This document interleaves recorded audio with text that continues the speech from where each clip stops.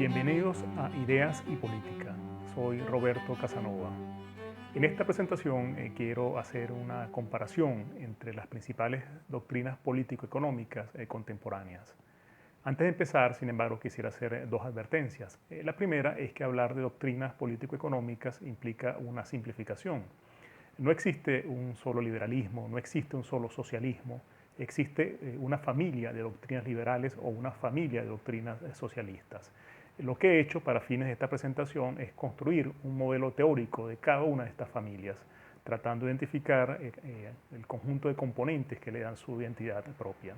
La segunda advertencia es que no haré una revisión histórica de los antecedentes de cada una de estas doctrinas, ni tampoco un análisis crítico. Me concentraré en presentar cada doctrina en sus propios términos. No haré caricatura de ellas para facilitar así su cabal comprensión. Dicho esto, entonces entremos en materia. Las doctrinas que voy a considerar van a ser cuatro: el socialismo de inspiración marxista, la socialdemocracia, la economía social de mercado y el liberalismo. La comparación va a consistir en la revisión de las concepciones que cada una de estas doctrinas posee sobre tres ámbitos temáticos. En primer lugar, sobre el ser humano, la sociedad, la historia. En segundo término, sobre el proceso económico y la cuestión social. Y finalmente, sobre el Estado y los derechos.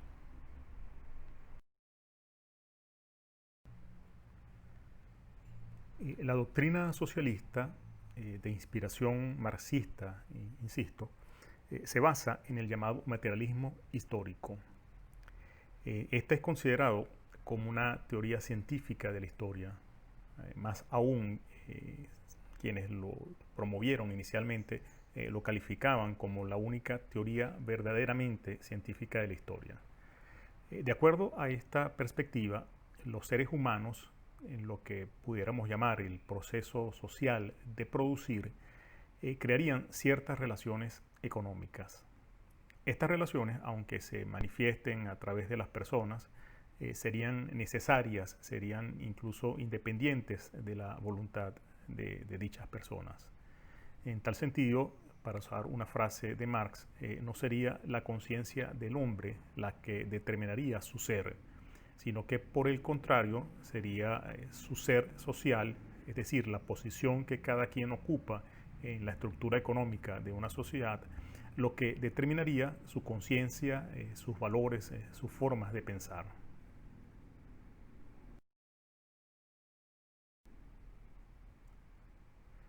Ahora bien, el conjunto de estas relaciones económicas formaría la estructura de las sociedades, la estructura básica de las sociedades que han existido hasta el presente, como el esclavismo, el feudalismo, el capitalismo o el propio socialismo. En cada formación histórica, la clase social propietaria de los medios de producción tendría la oportunidad de enriquecerse a costa de los sectores sociales desposeídos. Las modalidades de esta explotación habrían, por supuesto, cambiado a lo largo de la historia, pero su lógica sería la misma. Por ello, el conflicto entre clases sociales habría sido siempre inevitable, y la historia, para usar nuevamente una frase de Marx, la historia de toda sociedad hasta el presente habría sido en el fondo la historia de las luchas de clases.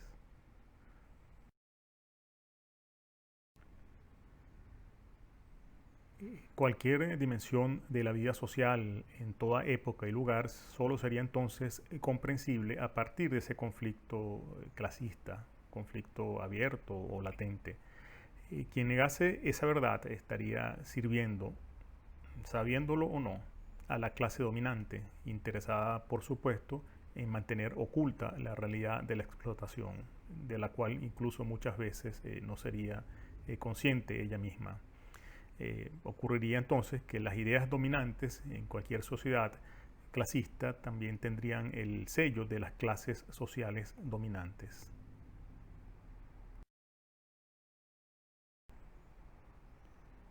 La única manera de acabar con la explotación humana y alcanzar la justicia social sería entonces, en definitiva, mediante la transformación revolucionaria de la sociedad. La violencia habría sido, esto es una frase también, o una expresión del materialismo histórico, la violencia habría sido en realidad la partera de todos los modos de producción que han existido.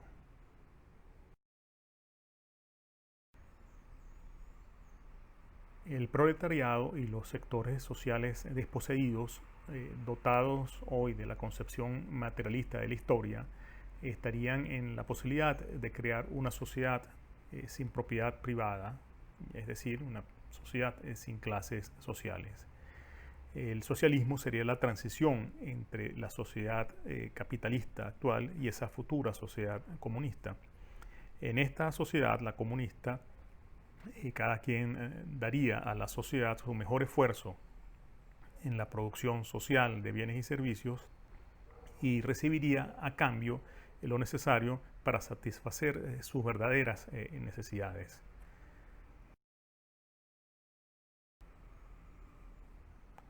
Para el socialismo, en síntesis, el hombre sería capaz de construir una sociedad ideal, transformando la realidad, su entorno, pero también transformándose a sí mismo, convirtiéndose en lo que se dio por llamar el hombre nuevo, un hombre cuyo interés personal coincidiría plenamente con el interés general.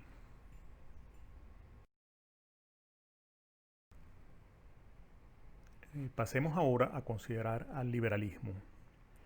El liberalismo parte de un hecho difícilmente rebatible.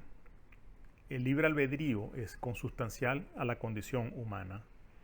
Las personas tenemos que hacer constantemente uso de nuestra razón, una razón siempre falible, siempre limitada, pero que nos permite decidir qué hacer en cada circunstancia.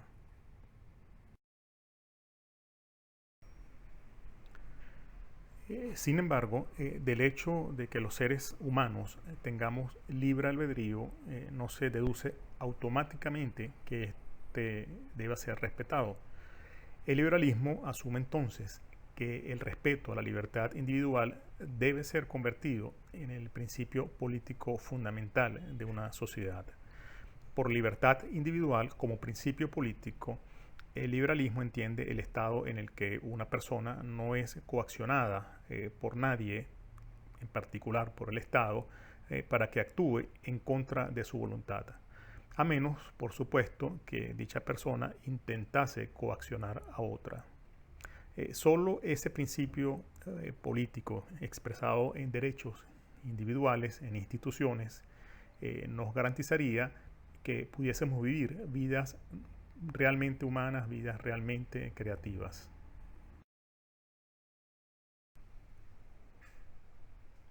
Una sociedad organizada con base en instituciones liberales podría ser una sociedad compleja, es decir, una sociedad cuyo orden y progreso surge de forma espontánea de las contables interacciones que las personas realizan en el marco de aquellas instituciones liberales. La evidencia histórica sería concluyente desde la perspectiva reciente para el liberalismo. Las sociedades que se han organizado con base en principios liberales abrieron posibilidades a la creatividad, al emprendimiento del ser humano. Ello se ha traducido en la expansión más grande de la historia en materia de producción y a la mayor mejora conocida en las condiciones de vida de la población.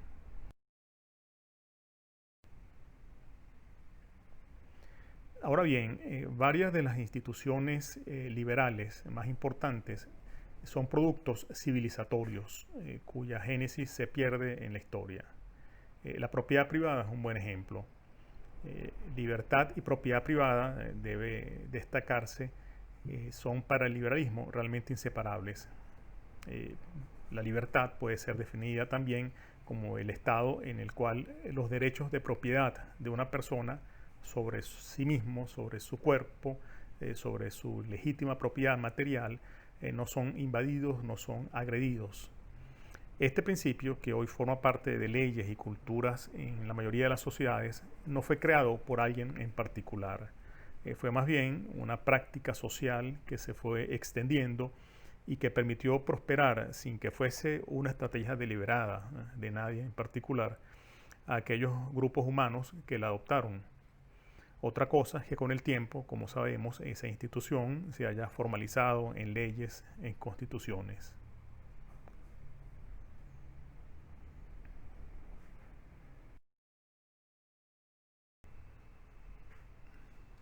Pero a pesar de su respeto a algunas tradiciones, el liberalismo no es un pensamiento conservador. No tiene miedo al cambio, incluso drástico. No busca preservar alguna identidad colectiva. Dado que existen tradiciones que respetan la libertad y otras que no lo hacen, el liberalismo está abierto, según sea el caso, tanto a la preservación de algunas tradiciones como al cambio de otras.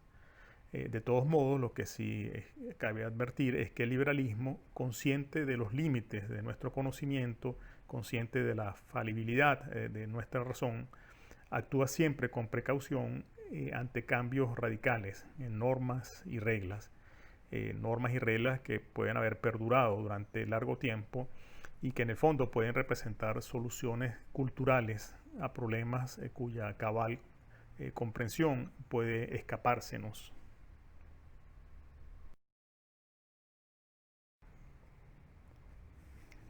La socialdemocracia proviene fundamentalmente de una revisión profunda del socialismo. La socialdemocracia no asume, por ejemplo, como si lo hace el socialismo, que la historia obedezca a determinadas leyes inmutables o que la humanidad llegará inevitablemente a alcanzar una utopía como la comunista.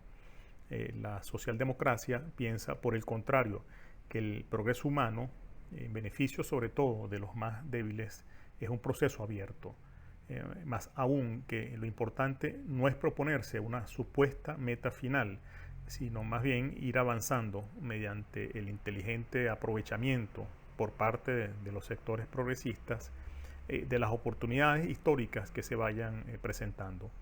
En tal sentido, aunque la socialdemocracia acepta la existencia de antagonismo entre propietarios y trabajadores, no piensa que ese conflicto sea algo insalvable.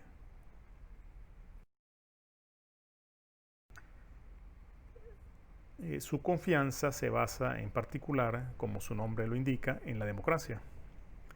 A través de la democracia se habría hecho posible que la mayoría de la población en cualquier sociedad, esa mayoría integrada por trabajadores y empleados, haya sido incluida en el proceso político y de esta manera pueda incidir en la definición, en las responsabilidades del Estado. El Estado trascendió, gracias a la soberanía popular, su condición de Estado de Derecho para devenir en un Estado democrático y social de derecho.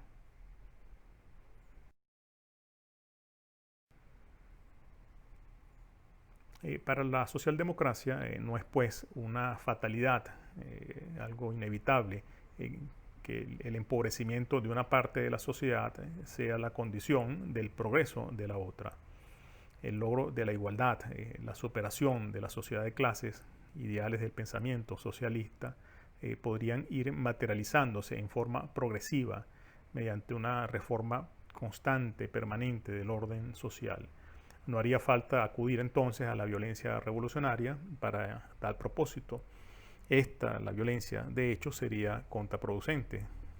La democracia, los derechos sociales, el desarrollo de la conciencia de los actores trabajadores permitirían el progreso histórico de manera pacífica.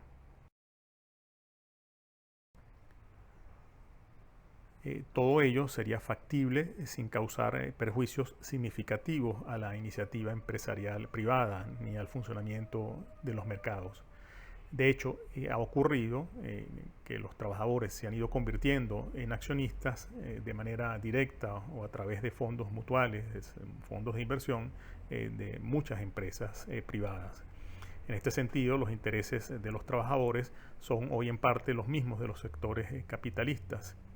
Lo requerido en realidad para la actual socialdemocracia sería el enfrentamiento a las nuevas y a las viejas estructuras de poder oligárquico e impedir la excesiva acumulación de riqueza por parte de algunos sectores privilegiados. Pero debe entenderse, según la socialdemocracia, que este es un desafío que debe ser renovado periódicamente, pues si las fuerzas de resistencia social se debilitasen, las fuerzas del capital intentarían de nuevo acumular la mayor parte del producto social. El progresismo socialdemócrata, en definitiva, sería un compromiso sin fin.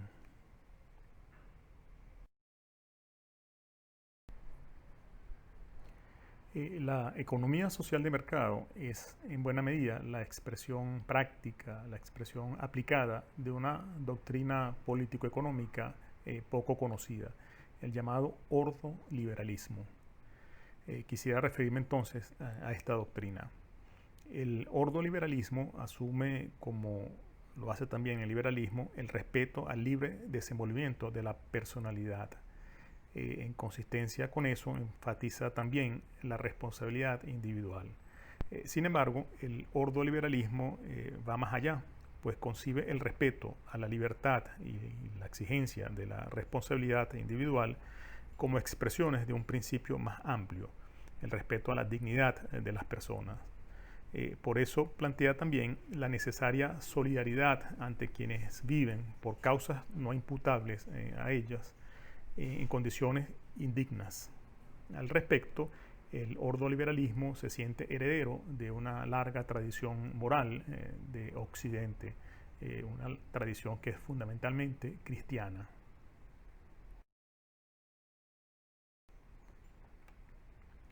El gran tema ordoliberal es entonces cómo dar forma a un ordenamiento institucional que, respetando y promoviendo esos principios, pueda al mismo tiempo generar prosperidad para todos en forma sostenible. En otras palabras, cómo armonizar orden institucional y libertad. De allí su nombre, ordo, que significa orden, y liberalismo.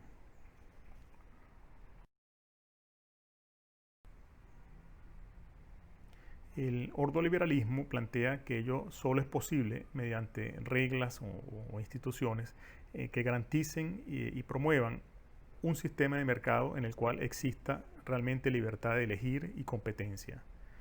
Por una parte, con un sistema democrático genuinamente pluralista en el cual el poder político no sea una fuente arbitraria de desorden, por otra parte, y finalmente con una política social orientada esencialmente a desarrollar las capacidades de las personas para vivir de forma autónoma.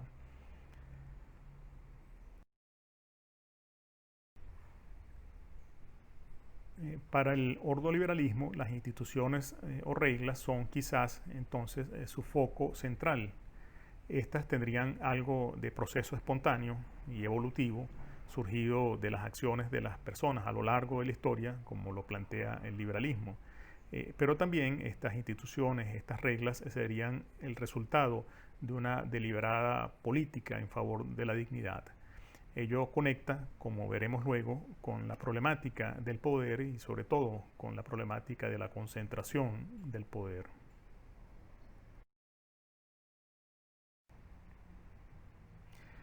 Cabe agregar que el ordoliberalismo se caracteriza por su perspectiva sistémica a la hora de abordar la comprensión de las sociedades. Concibe efectivamente a la economía como un sistema complejo, basado en un conjunto de reglas y que sirve de marco a incontables decisiones individuales. Pero asume además que la economía no es comprensible si no se le considera por una parte en relación con otros sistemas de la sociedad, el político, el jurídico, el moral, el cultural, y por la otra en relación con el ambiente. Es por eso que uno de sus fundadores sostenía con un juego de palabras que quien solo sabe de economía, ni de economía sabe.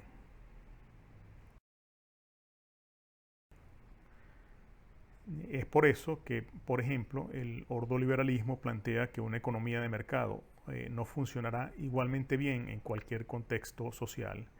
La valoración social del trabajo, el sentido de continuidad y de ahorro, el respeto a la propiedad ajena, el deseo de autonomía, el manejo de la incertidumbre, la responsabilidad, la honradez, entre otras actitudes, serían esenciales para garantizar un adecuado desempeño de una economía de mercado.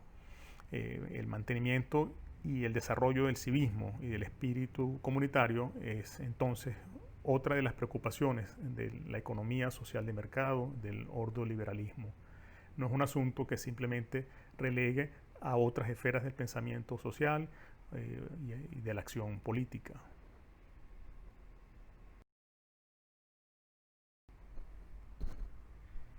Pasemos ahora a considerar lo que cada una de las 4 doctrinas que estamos estudiando tiene que decir con más detalles sobre la economía, sobre la cuestión social. Continuemos entonces con el orden, empecemos con el pensamiento socialista. Para el socialismo, el valor de una mercancía está determinado por la cantidad de trabajo que se le ha incorporado. El trabajo, en realidad, sería la única fuente creadora de valor. Sería también la única fuente legítima de propiedad. En la economía capitalista ocurriría, sin embargo, que los trabajadores no poseen medios para producir y se ven obligados entonces a vender su fuerza de trabajo para poder subsistir. El asunto está en que en su condición de asalariados reciben a cambio, en forma de masa salarial, un monto inferior al que ellos, y solo ellos, han incorporado a las mercancías mediante su esfuerzo. Hoy en día, aunque las formas de trabajo son diversas, desde el trabajo de un obrero sin mayor calificación hasta el profesional súper especializado, lo esencial seguiría siendo que la diferencia entre el ingreso recibido por los trabajadores y el valor generado por ellos es un plusvalor, es decir, un trabajo no remunerado del cual se apropia el dueño de los medios de producción, el burgués, para usar el término marxista. Esta es sucintamente la teoría marxista de la plusvalía o de la explotación en el marco de una economía capitalista.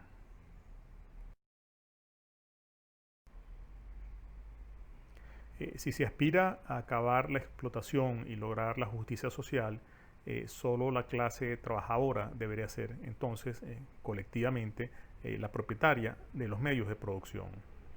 El logro de este objetivo implicaría reacciones diversas por parte de los sectores explotadores, reacciones que podrían llegar hasta el uso de la violencia.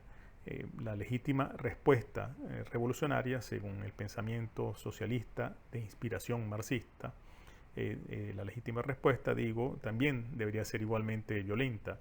Se trata de una lucha finalmente entre enemigos de clases y la violencia de los trabajadores sería plenamente justificable.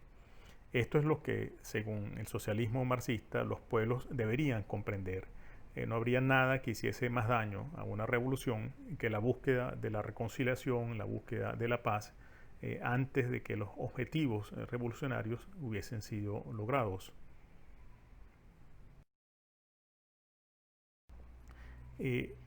La propiedad privada de los medios de producción debería ser sustituida por formas de propiedad colectiva, de propiedad estatal. En todo caso, los excedentes generados por una empresa socialista no deberían ser vistos como ganancias en que los particulares puedan apropiarse, sino más bien como recursos que deben ir a fondos colectivos para desde allí ser redistribuidos a la sociedad. La máxima socialista es de cada quien según sus capacidades, a cada quien según sus necesidades.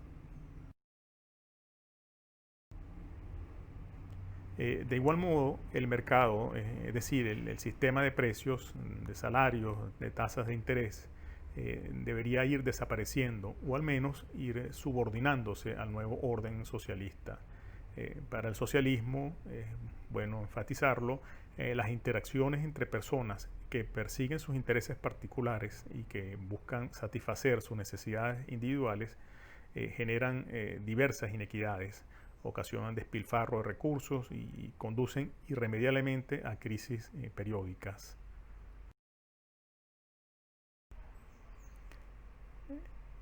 Por todo ello, la planificación económica deberá sustituir al mercado, o al menos subordinarlo al interés general.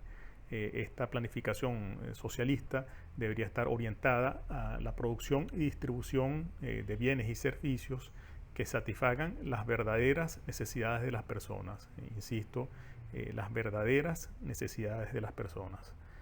Para los socialistas, la factibilidad de este objetivo habría aumentado sustancialmente en los años recientes gracias a las nuevas tecnologías de la información, de las comunicaciones.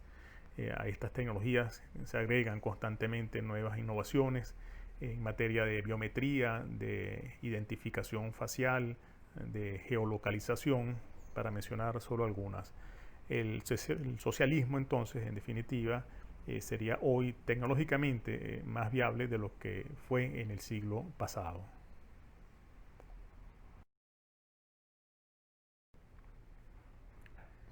Eh, para el liberalismo, cada vez que haya alguien que desee adquirir un bien cualquiera, por una parte, y que haya alguien dispuesto a producirlo o a venderlo si ya lo posee, por otra parte, surgiría la posibilidad del intercambio.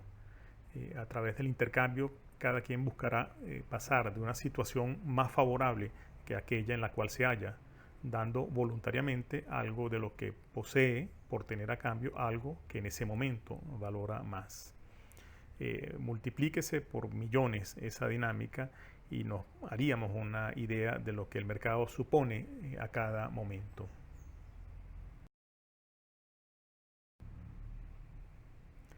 Es posible afirmar que el mercado se halla presente entonces en todas las economías desarrolladas o subdesarrolladas, competitivas o monopólicas, libres o intervenidas. Incluso la aspiración comunista a planificar y controlar totalmente la economía no logró, muy a su pesar, erradicar al mercado. La diferencia está en que en algunos casos el mercado ofrece su potencial para generar innovación y bienestar, mientras que en otros ese potencial es desaprovechado y el mercado se manifiesta entonces de manera informal o bajo la forma de los llamados mercados negros. Para el liberalismo, a largo plazo, solo han sido exitosos los países que han creado y mantenido un marco institucional adecuado, dentro del cual opere una economía de mercado y competitiva.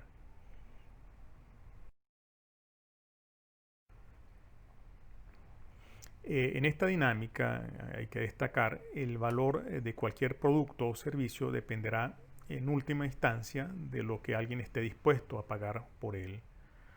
Aunque un bien cualquiera tenga un costo de producción muy elevado, su valor será nulo si nadie está dispuesto a pagar nada por él. En tal sentido, los precios constituyen señales sobre las valoraciones que los compradores están haciendo de los bienes y servicios. La economía de mercado, entonces, afirma el liberalismo, solo ofrece una vía a quien desea prosperar y enriquecerse, y esta vía es servir a los consumidores de la mejor manera, ofrecerle los bienes y servicios más baratos posible.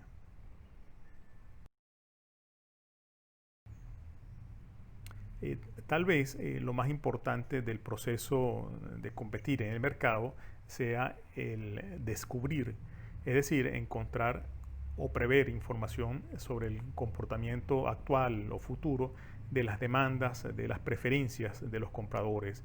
Información además sobre nuevas tecnologías, sobre procesos organizativos, sobre precios de insumos, sobre su calidad, entre otras numerosas variables.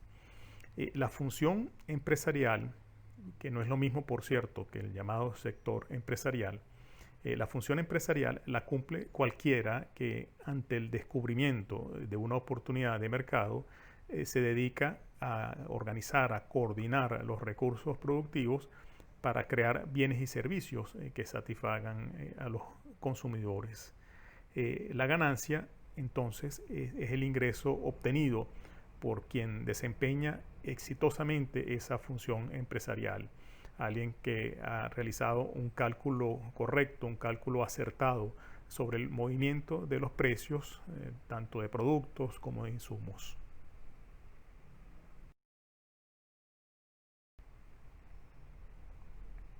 La capacidad de los mercados libres y de competencia para generar prosperidad está ampliamente demostrada según el liberalismo. La pobreza en que aún vive una parte importante de la humanidad no es consecuencia del funcionamiento de los libres mercados. Este, de hecho, es la solución al problema de la pobreza. En tal sentido, el liberalismo cuestiona la existencia, por ejemplo, de políticas sociales, pues su aparente carácter benéfico hace perder de vista que tales políticas exigen necesariamente la redistribución de recursos, desde quienes pagan impuestos a quienes reciben los subsidios. Esto supone no solo la pérdida de libertad de quienes deben pagar mayores impuestos, sino también el surgimiento de burocracias estatales, de relaciones clientelares entre políticos y ciudadanos. Por esa vía estaríamos afectando al libre mercado, la única forma, según el liberalismo, de superar la pobreza de forma sostenible.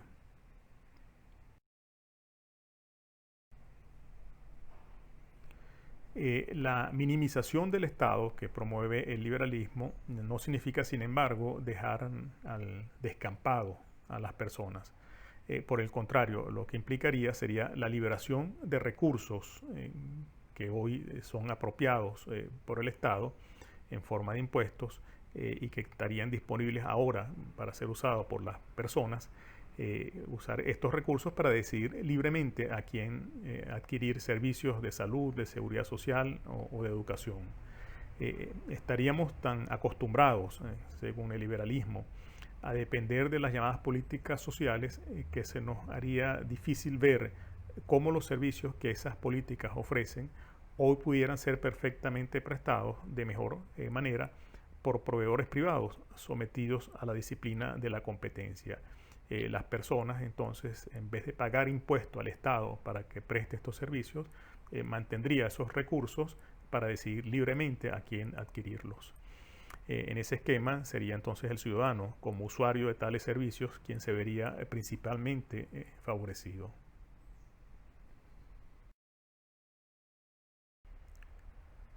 La socialdemocracia piensa que en una economía capitalista el proceso de agregación de valor involucra a todos los factores productivos y no solo al trabajo. Argumenta, sin embargo, que el balance de poder entre los factores productivos implica con frecuencia que uno de ellos, el capital, reserve para sí la mayor parte del ingreso generado en el proceso productivo. La disputa por el excedente es pues un tema significativo para la socialdemocracia y el empoderamiento de los trabajadores es un componente clave de su visión. De allí la importancia que siempre le ha otorgado a la organización y a la legislación laboral.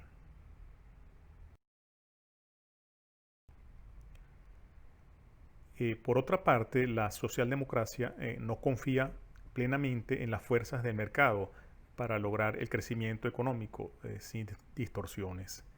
La fijación oligopólica de precios, la especulación, la existencia de asimetrías de información perjudiciales a los consumidores o a los trabajadores, por mencionar solo algunos supuestos fallos del mercado, impulsaría a los socialdemócratas a establecer mecanismos de regulación. Los controles de precios, por ejemplo, son vistos por esta doctrina como un instrumento necesario en determinadas circunstancias.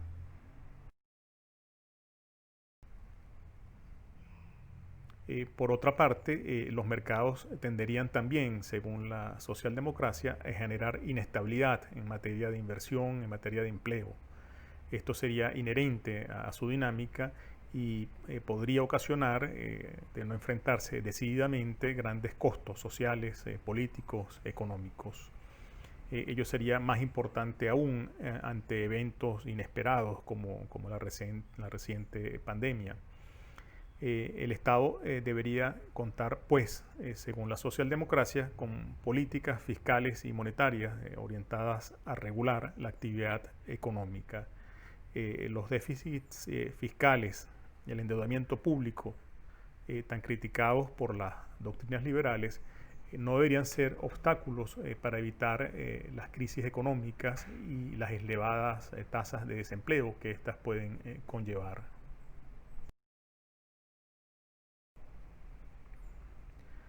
Pero la intervención estatal en el proceso económico debe ir más allá, según la socialdemocracia. A pesar de entender que la iniciativa privada es necesaria para impulsar la innovación y el crecimiento económico, la socialdemocracia asume que ciertas áreas económicas, por su carácter estratégico, deberían permanecer bajo control estatal. Argumenta de esta forma que las empresas públicas pueden ser tan productivas como las privadas si están sometidas a los incentivos adecuados, sobre todo de naturaleza democrática. Algo similar ocurriría con ciertas inversiones que el sector privado no podría o no querría realizar y que exigirían el diseño y ejecución de proyectos de carácter estatal.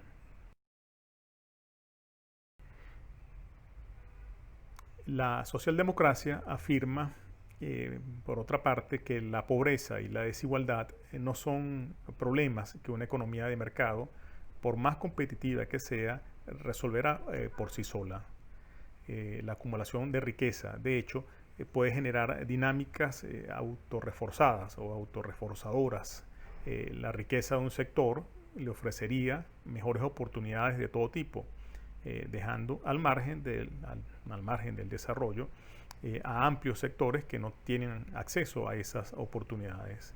El llamado efecto derrame, mediante el cual la riqueza acumulada en la cúspide social iría bajando, por así decirlo, hacia los estratos sociales inferiores, sería en buena medida una falsedad. Por eso correspondería al Estado, según la socialdemocracia, mantener una orientación redistributiva permanente en sus acciones a través de políticas tributarias progresivas y sobre todo en la ejecución de ambiciosas y eficientes políticas sociales.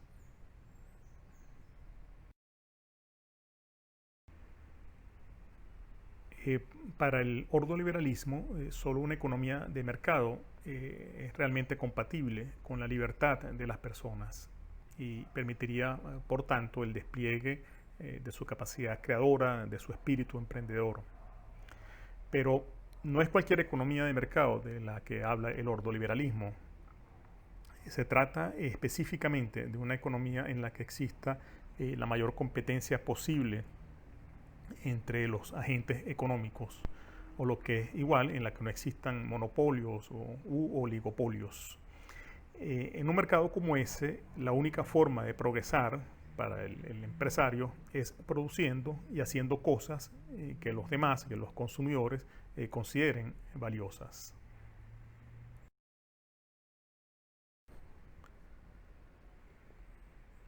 La economía social de mercado sostiene, por otra parte, que el esfuerzo por crear un orden de competencia será inútil si no se garantiza la estabilidad del valor del dinero. El logro de este objetivo requiere básicamente sustraer de los gobiernos el poder para cubrir sus requerimientos fiscales, sus requerimientos financieros, mediante la creación, mediante la emisión de moneda. Todo gobierno, según el ordoliberalismo, es propenso, sea por falta de visión o por irresponsabilidad, a claudicar ante esa incitación, la de financiarse mediante la creación de dinero. Y por ello deben crearse las barreras institucionales para evitarlo. La inflación, que acompaña siempre la creación de dinero para financiar a los gobiernos, es más que un problema monetario, es también un problema fiscal y en última instancia un problema político.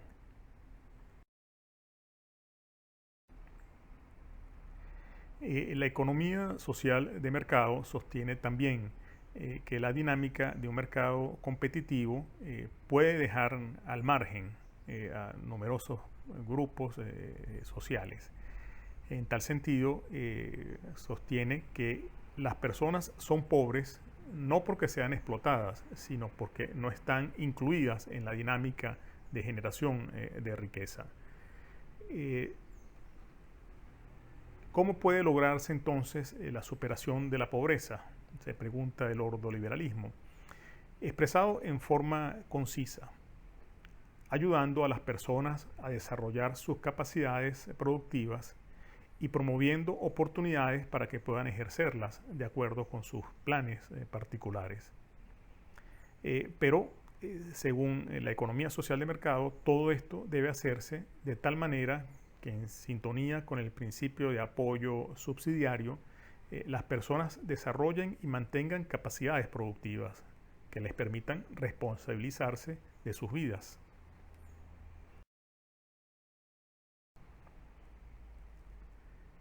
Pero el carácter social de la economía social de mercado va más allá y se expresa también en incentivar la cooperación entre sectores que concurren al proceso productivo.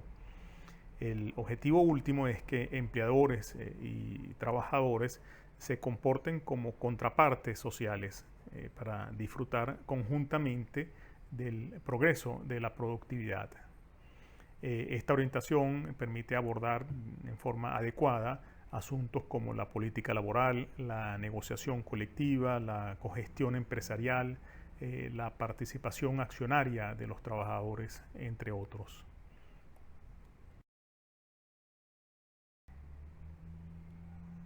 La productividad y su constante crecimiento es, como puede apreciarse, un factor clave para entender la propuesta de la economía social de mercado.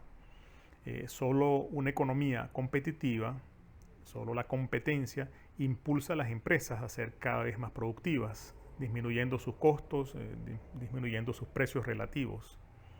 Ahora bien, empresas cada vez más productivas pueden ofrecer empleos de creciente calidad y con mejores remuneraciones. Estos empleos serán ocupados por personas con mayores capacidades productivas. Como se ve, aquí hay un proceso entonces de reforzamiento de lo económico, de lo social, gracias al crecimiento de la productividad. Pero el asunto va un poco más allá, porque personas mejor remuneradas expandirán los mercados y las oportunidades de consumo también se verán entonces amplificadas, oportunidades para nuevos emprendimientos. El mayor dinamismo de una economía como esta le hará capaz de generar, de crear la masa de impuestos necesaria para financiar, por una parte, los bienes públicos que impulsen aún más el crecimiento de la productividad y por la otra, una política social que haga más productivas a las personas. Dentro de este círculo virtuoso que he descrito brevemente, se ve entonces que el crecimiento de la productividad es el eslabón que une el crecimiento económico y el bienestar social.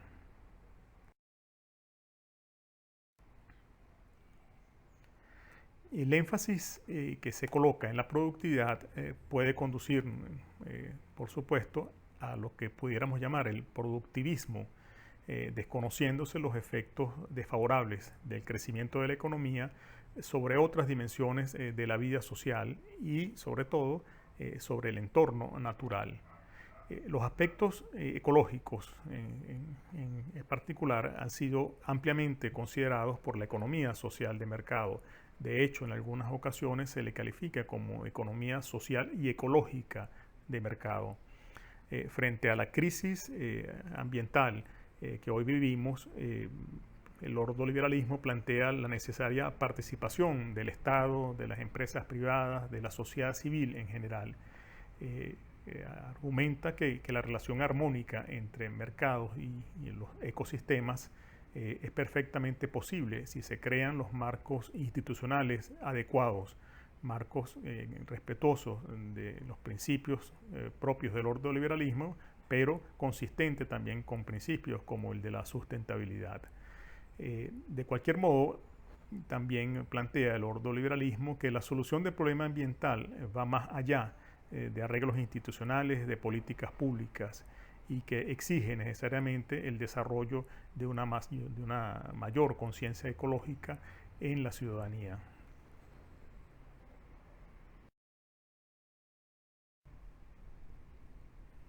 Pasemos ahora a considerar el último ámbito temático relativo a Estado y derechos y a conocer lo que cada una de las doctrinas consideradas dice al respecto. Para el socialismo, insisto una vez más, el socialismo de inspiración marxista, la independencia de los poderes públicos o principios como el de la separación entre el Estado y la sociedad son propios de una concepción liberal burguesa del Estado. Principios como estos serían solo una ficción muy conveniente, pues en la práctica la burguesía, en alianza con los partidos políticos del status quo, lograría mantener siempre bajo control al Estado, haciendo de este un Estado clasista al servicio de las exigencias de la acumulación capitalista. Por eso, solo un Estado socialista en el cual el poder fuese ejercido directamente por el pueblo, por los sectores de trabajadores, sería un Estado realmente justo. Aunque hay que entender que este Estado socialista también sería un Estado clasista, solo que en este caso sería el pueblo, los sectores trabajadores, la clase dominante, y estarían orientados a acabar con el sistema de clases y por esa vía en el futuro a acabar con la noción misma de Estado.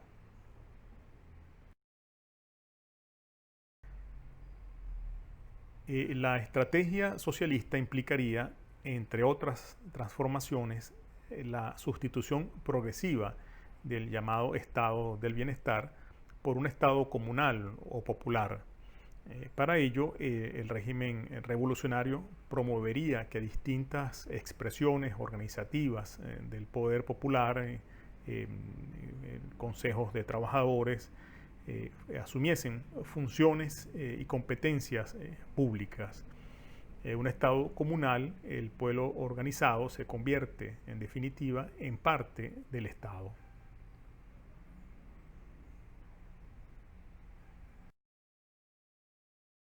El Estado socialista sería además un Estado unitario, no podría ser un Estado federal. No pueden existir en ese Estado instancias de gobierno que no dependan jerárquicamente del poder nacional. El Poder Ejecutivo Nacional en particular debe ser concebido casi como una organización militar. Al fin y al cabo se trata de un gobierno revolucionario que estaría librando una lucha de clases y que requeriría, por tanto, unidad de mando.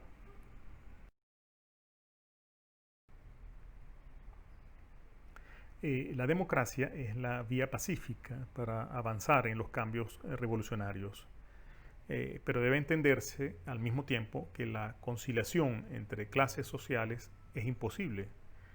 Surge entonces una pregunta de manera natural. De perder unas elecciones en un gobierno revolucionario, ¿debe entregar el poder a sus enemigos de clase? En otras palabras, ¿es compatible una revolución socialista con el principio democrático de la alternancia en el poder? La pregunta es retórica, pues la respuesta desde la perspectiva revolucionaria es evidente. Es absurdo plantearse la posibilidad de que gobiernos revolucionarios y gobiernos burgueses contrarrevolucionarios se turnen en el poder.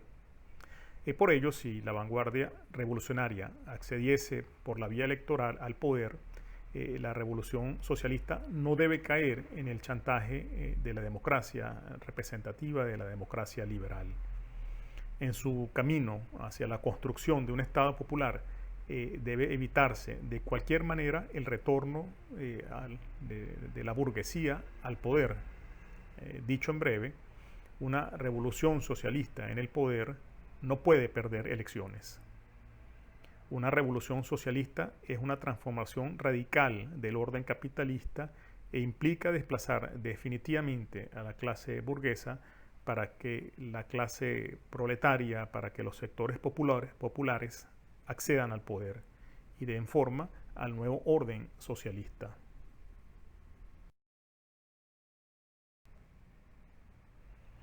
El liberalismo desconfía del Estado. El liberalismo califica al Estado como fuente de constantes amenazas a la libertad de los individuos.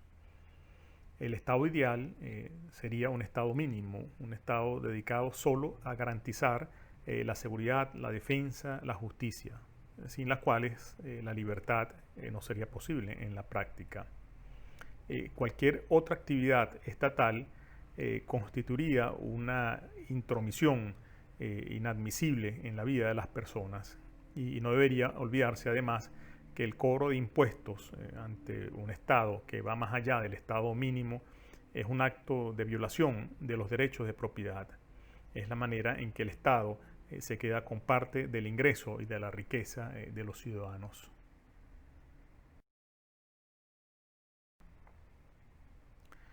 De acuerdo al liberalismo, los derechos humanos solo pueden ser derechos individuales. Su carácter colectivo se referiría al hecho de que son compartidos por los individuos. Sería peligroso pensar en términos de derechos de un colectivo, derechos que se ubicarían por encima de los derechos de las personas.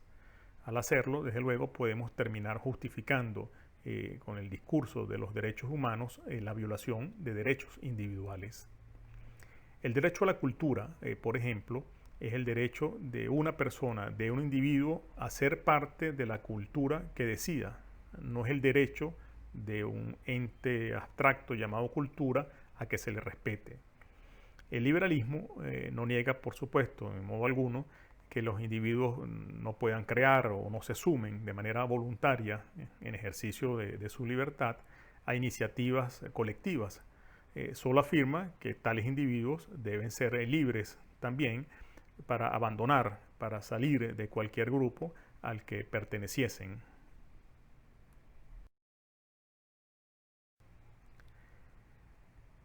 El pensamiento liberal cuestiona también, de igual modo, la existencia de los llamados bienes públicos, una de las razones que justificaría la acción estatal. Para el liberalismo, los bienes públicos serían, en buena medida, la expresión de derechos de propiedad que no sean asignados de forma adecuada. Una vez corregido ese problema, que se resolvería fundamentalmente procediendo a una correcta, una transparente privatización, los bienes públicos tenderían a desaparecer y con ello la justificación de la intervención estatal.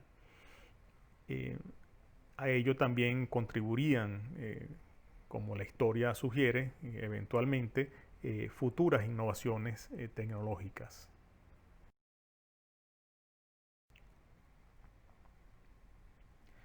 El intervencionismo estatal, según el liberalismo, habría afectado también en forma grave la noción de ley.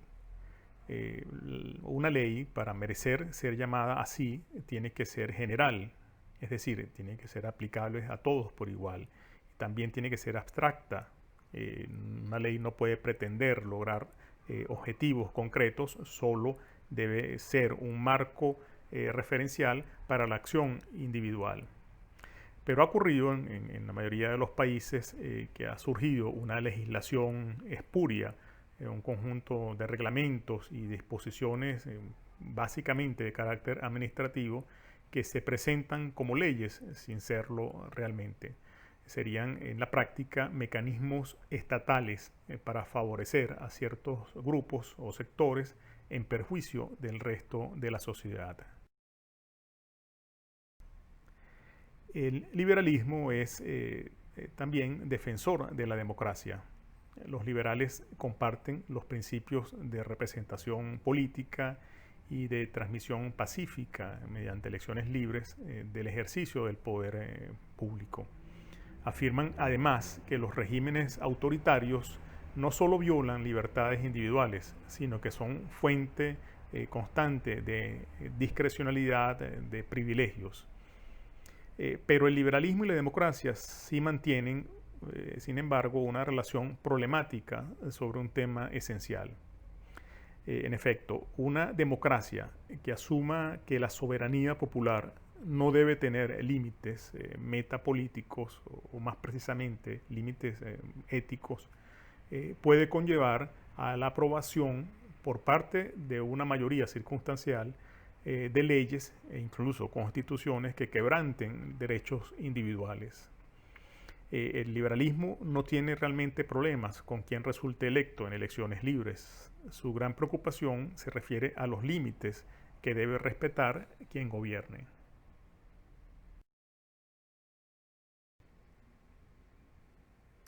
La socialdemocracia, como doctrina moderna, defiende la existencia de un Estado de derecho. El Estado debe estar orientado a defender ante todo las libertades civiles y políticas y su acción tiene que estar ajustada a un orden jurídico que así lo disponga. Pero la socialdemocracia, sin embargo, establece ciertas distinciones entre derechos civiles, distinciones que no siempre son abiertamente reconocidas.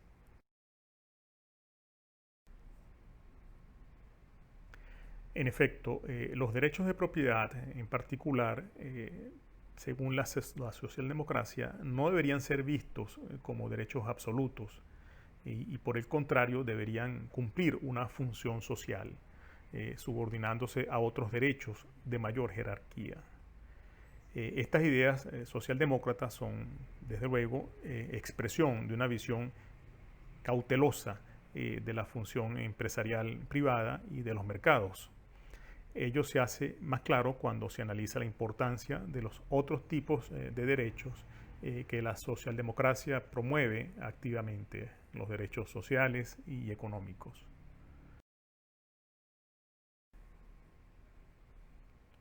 Para la socialdemocracia, el Estado democrático tenía que evolucionar, como efectivamente sucedió, hacia un Estado social, un Estado orientado al diseño de políticas e instituciones que ayuden a elevar las condiciones de vida de las mayorías. Tal avance se expresaría en los derechos sociales y económicos, derechos que van más allá de los civiles y políticos. De hecho, para la socialdemocracia, los derechos sociales serían continuidad y profundización de esos derechos civiles.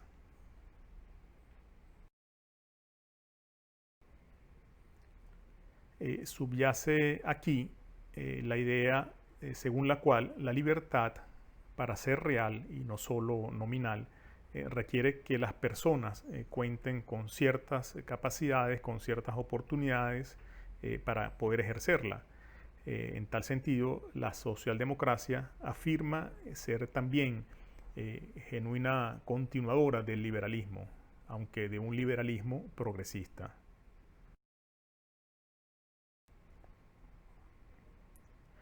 Quizás el principio que con más nitidez le otorga su identidad a la socialdemocracia sería el de la redistribución del ingreso y de la riqueza.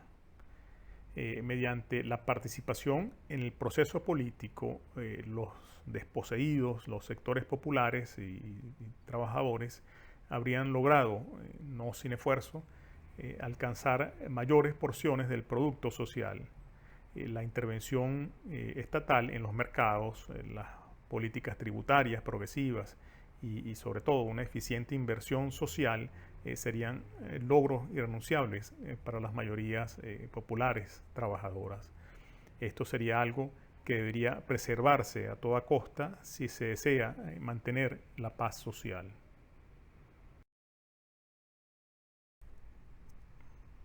Para la economía social de mercado y el ordoliberalismo, el Estado, además de las tradicionales competencias en materia de justicia, de seguridad, de defensa, debe garantizar también las oportunidades mínimas a todos los ciudadanos mediante eficientes sistemas de salud, de educación, de seguridad social.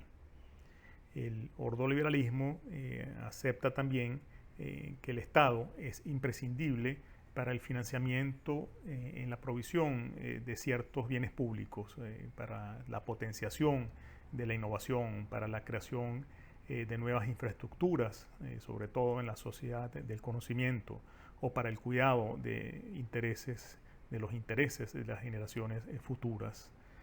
En muchos de estos temas, sin embargo, el liberalismo destaca que aunque el financiamiento puede ser en parte público, la provisión sí debería estar en todos los casos en que sea posible a cargo de empresas privadas en el marco de una sana competencia.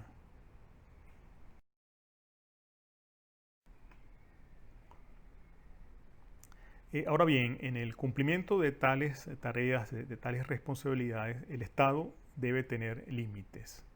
Y este debe ser un límite, ante todo, un límite metapolítico, un límite ético. No corresponde a ningún Estado definir en qué consiste, por ejemplo, el bienestar de las personas, menos aún en qué consiste una supuesta felicidad social, y después ocuparse de garantizarla. Un Estado que pretenda hacer eso termina invadiendo inevitablemente todos los espacios de la vida social y creciendo más allá de lo éticamente justificable. El Estado, por el contrario, insiste el ordoliberalismo, debe estar al servicio de la libertad de las personas, garantizándoles las oportunidades mínimas para que vivan de la manera que deseen, sin coerciones. La libertad ciertamente necesita un ámbito privado de acción, un ámbito que no esté sujeto a la voluntad de otros, en particular a la de quienes ejercen el poder del Estado. Pero el ordoliberalismo se hace una pregunta: ¿qué ocurre cuando en una sociedad la propiedad privada tiende a concentrarse de manera importante en pocas manos? Tal hecho, en principio, no sería en sí mismo una amenaza a la libertad, pues no necesariamente quien posea una gran fortuna la usará para coaccionar a sus semejantes.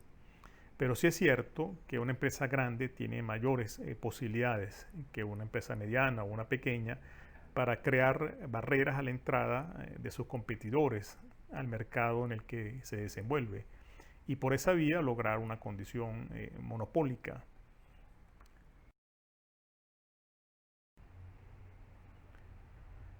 La libertad supone entonces que nuestro poder privado, basado ante todo en la propiedad privada, nos proteja ante la desmesura del poder estatal. Pero al mismo tiempo es el poder estatal quien debe protegernos ante la desmesura del poder privado. El equilibrio del poder es, en síntesis, el mundo de la libertad. Una idea que pareciera no ameritar mayor discusión. Pero las cosas no son tan sencillas, porque ¿qué pasaría si el poder privado y el poder público, lejos de servir cada uno como freno del otro, encontrasen formas de potenciarse mutuamente?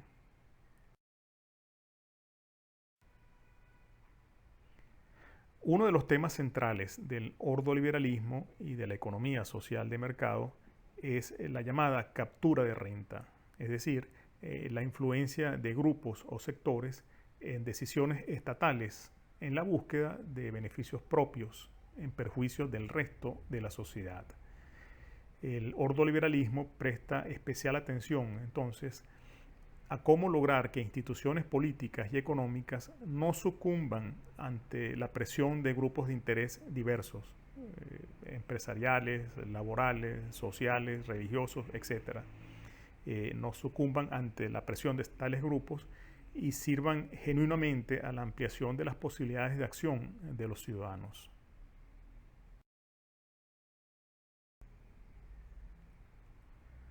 Una democracia sanamente plural, en la que resulte difícil que algunos grupos controlen el proceso político, tiende a reforzar a un sistema de mercado de competencia. Y a la inversa, la competencia económica dificulta la concentración de poder que pueda debilitar el carácter plural de una democracia. De ese modo, ambos procesos, pluralismo político y competencia económica, se refuerzan de forma recíproca, una dinámica que tiende a ampliar la libertad de las personas.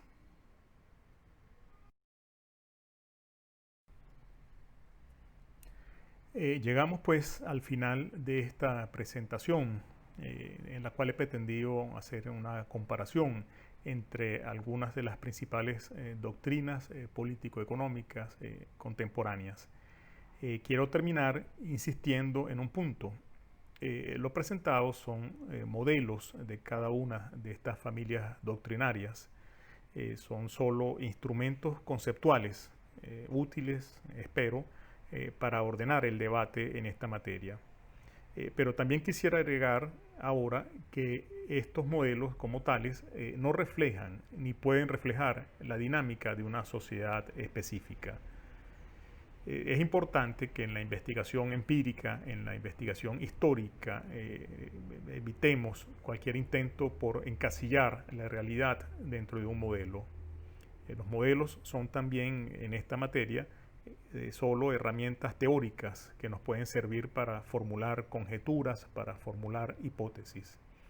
Y no sería extraño que en la práctica nos encontrásemos con que distintos aspectos de diferentes modelos se hallan simultáneamente presentes en una realidad concreta. En cualquier caso, queda pendiente para otras presentaciones el estudio de los antecedentes históricos de las doctrinas que hemos revisado, así como su evaluación crítica. Los invito a visitar mi canal en YouTube, Ideas y Política.